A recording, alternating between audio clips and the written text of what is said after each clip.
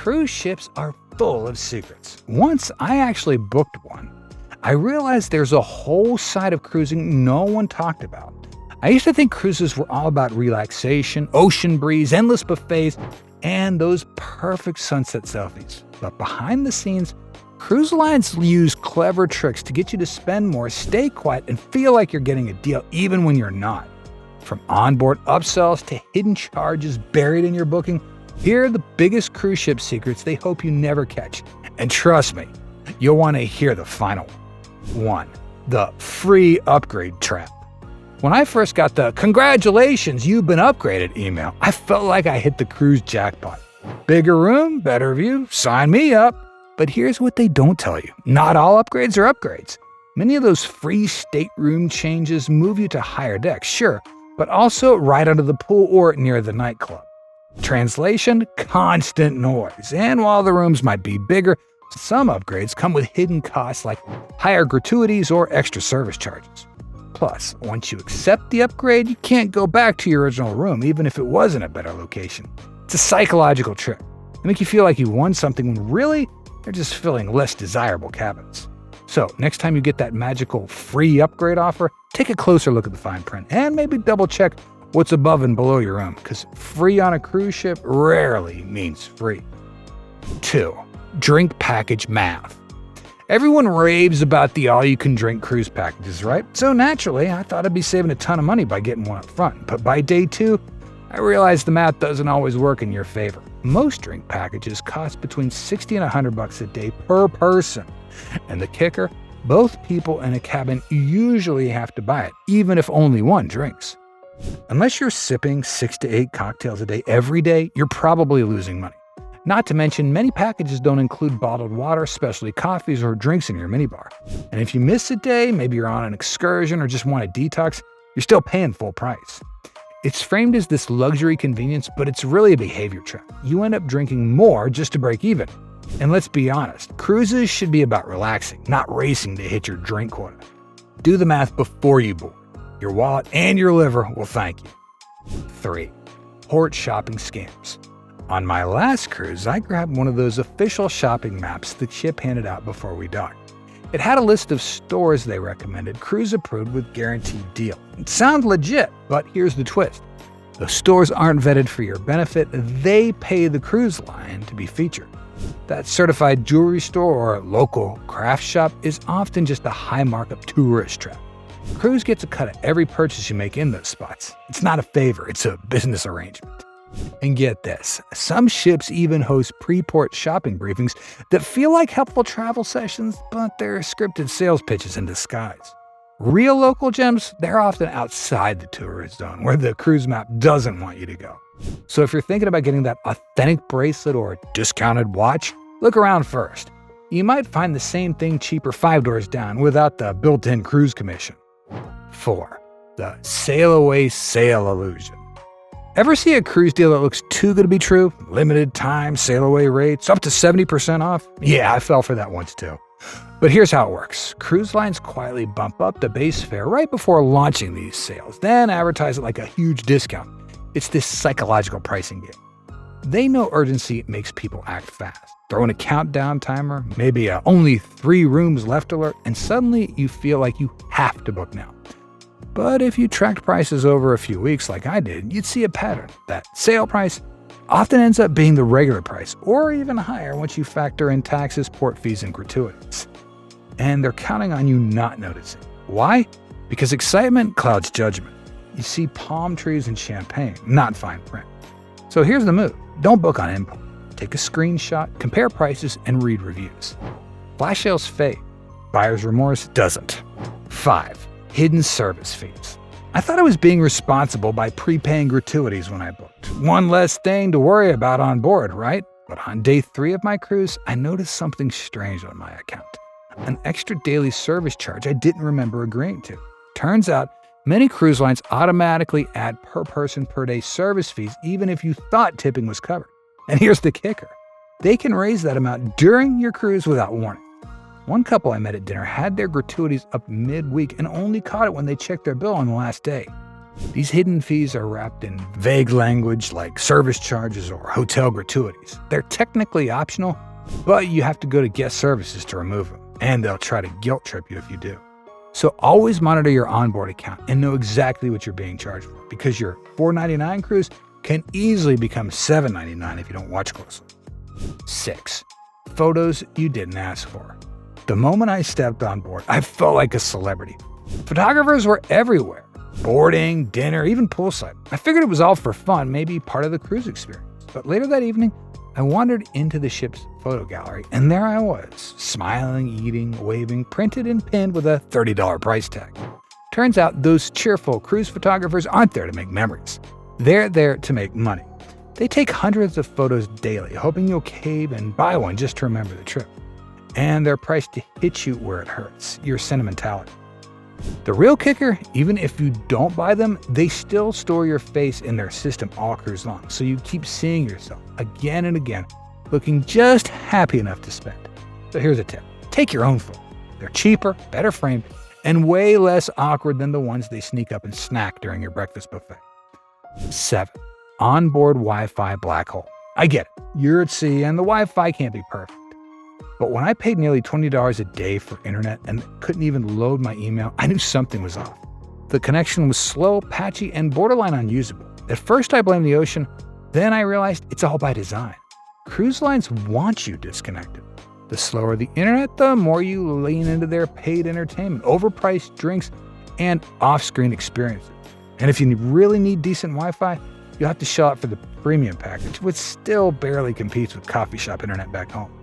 What's worse is the emotional play. It's a chance to unplug, they'll say, but in reality, it's just another way to limit your options and push you towards theirs. So unless you're absolutely desperate to check work emails mid-ocean, skip the Wi-Fi package. Use port stops for signal boosts and spend the rest of the time actually relaxing. 8. Spa upsell pressure. Booking a massage sounded like the perfect way to start my vacation until it turned into a 60-minute sales pitch. Midway through my massage, the therapist casually mentioned a few problem areas on my back. By the end, I was handed a tray with 3 overpriced lotions, a vitamin spray, and a detox program I never asked for. Cruise ship spas are known for this tactic. Offer a relaxing service, then pressure you into buying personalized treatments at premium prices. Some staff even work on commission, which means their job isn't just to relax you, it's to sell. The worst part? Saying no after a relaxing massage feels weird. You're groggy, towel-wrapped, and too polite to argue, and they know that. Next time, I'll enjoy the massage and firmly decline the upsell before it begins. A simple, I'm not looking to buy products today, just here to unwind usually does the trick. Your vacation should feel like therapy, not a timeshare pitch in a row. 9. Cabin placement psychology. When I booked the cheapest cabin, I figured I was just being smart with my budget. Ocean view, balcony, I could live without it, but by the second night of trying to sleep through the thud of nightclub bass and mechanical humming, I started to realize these rooms aren't just cheaper, they're strategically placed. Cruise lines know most people won't research deck plans, so the most affordable cabins are often tucked next to loud engine rooms, under a dance floor, or near high-traffic service areas. They're betting you'll either endure the noise or pay extra to upgrade mid-cruise once the annoyance kicks in. And here's the thing. You can find quiet budget rooms, you just have to do a little homework. Mid-ship, a few decks away from entertainment zones with cabins above and below you, no surprise. It's not just about size, it's about location, because a cheap room isn't really cheap if it comes with a side of sleepless nights. 10. Time in port is a lie. One of the reasons I booked my cruise was the promise of 8 hours in Cozumel. Sun, tacos, shopping, maybe even a quick snorkel. But by the time we actually got off the ship, found our excursion group, and lined up for the tender boat, nearly 3 hours had already passed. And don't forget, you gotta be back on board at least 30 minutes before departure. That magical 8-hour port call, more like 4 if you're lucky. Cruise lines inflate port times to make itineraries look better on paper, but they're quietly including docking clearance procedures and internal logistics in those numbers. And it's worse if you're at a tender port, where smaller boats have to ferry passengers back and forth. My advice, treat port time like gold. Plan ahead, stay close to the port if you're on your own, and always watch the clock, because once that gangway closes, the only thing left behind could be you. 11. That fancy ship map is misleading. When I first boarded, I stared at the massive deck plan like it was a treasure map. pools, bars, restaurants, theaters. It looked like a floating city. But after getting lost for the third time trying to find the sushi spot, I realized something important. The cruise map is a carefully designed illusion. Most deck plans are distorted to make the ship look more spacious and symmetrical. Ever wonder why some lounges feel smaller than they looked? Or why the spa seems miles away when it was right next to the gym? It's not your sense of direction, it's psychology. They use layout tricks to funnel you past shops, casinos, and photo booths, high revenue zones. That detour to your room through the art gallery, not accidental. So don't trust the map blindly. Download the cruise app or use your phone GPS if available. Because on a cruise, even your sense of space has been monetized. 12. Drink package math doesn't add up. When the crew offered me the unlimited drinks package, I hesitated. It was over $70 a day, but with unlimited cocktails, wine, coffee, juice, and water, it felt like a no-brainer. Turns out the real math behind these packages is quietly stacked against you. To make the package worth it, you have to consume about 6 to 8 drinks per day every single day of the cruise. And that's assuming you're drinking premium stuff, not soda or tap water. What they don't tell you, many fancy drinks aren't even included. Some cost extra, even with the free package. And you're still charged gratuity per drink every time you order. Yes, even if it's free. Unless you plan on day drinking like it's spring break, you're likely overpaying. Most cruisers don't drink that much, especially on port days. My advice, do a drink count before you buy. Some cruise lines even let you bring a few bottles on board. You don't need to get buzzed and burn. 13. The free room service trap. Room service on a cruise feels luxurious. Breakfast in bed, midnight cheesecake, just a phone call away. But while the menu says complimentary, don't let that word fool you. It often hides a fee in disguise. Here's the secret. While the food itself might be free, cruise lines sneak in delivery fees, service charges, or mandatory gratuities. I once ordered a late-night sandwich and found a $7 convenience fee on my bill the next day. And it's not just about money. The more you order room service, the less you explore the ship, where you'd likely spend more at bars, shops, or specialty restaurants. It's part of the ecosystem. Some lines only charge for late-night orders. Others charge every time. So always check the fine print, or better yet, use the buffet or grab-and-go counters. The food is hot, plentiful, and guilt-free. That tray of free cookies at midnight, it might come with a cookie-sized surprise charge. 14. Shore excursions are rigged for profit. When I booked my first shore excursion through a cruise line, I assumed it was the safest and smartest route. But after a rushed, overcrowded trip to a beach with 200 other people and seeing private tour vans offering the same trip for half the price, I realized what many seasoned cruisers already know. Cruise lines mark up their excursions a lot. You're paying for convenience, not quality. They scare you with warnings. Third-party tours might leave you behind, but that's rarely the case. Most tourist companies are built around cruise schedules. Worse, many excursions are just partnerships with local vendors who give the cruise a cut. That shopping stop you didn't ask for? Not random. Do your homework. Research ahead. Sites like Viator or even local face groups offer better options, smaller groups, and often more time and real attractions. The cruise wants you funneled, timed, and tagged. But your vacation? It's yours to design, outside their gates. 15. Disembarkation day is a pressure cooker.